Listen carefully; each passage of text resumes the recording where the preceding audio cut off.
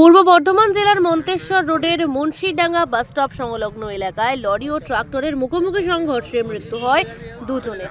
গুরুতর আহত হয়েছেন আরও 4 জন। স্থানীয় সূত্রে জানা গিয়েছে, সংঘর্ষের পর ট্রাক্টরে থাকা কয়েকজন আহত হন।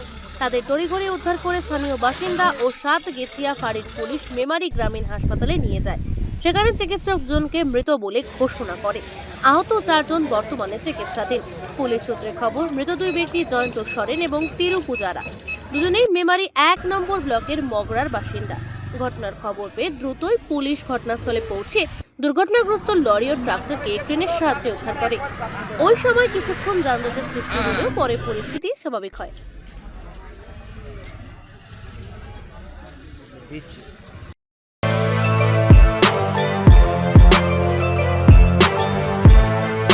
এখন অনেক বড় শ্রী লেদার্স হাওড়া ময়দান।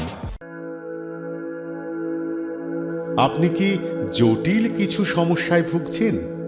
সমাধান পেতে চান? যোগাযোগ করুন প্রখ্যাত জ্যোতিষ ও তান্ত্রিক মনসারাম ভট্টাচার্যের কন্যা মনসা কন্যার সাথে। প্রখ্যাত জ্যোতিষ ও তান্ত্রিক মনসা কন্যা হাওড়া জানবাড়ি ও হাতিবাগানের নিজস্ব মন্দিরেও বসেন। যোগাযোগ 9830106967 আর 9239655323।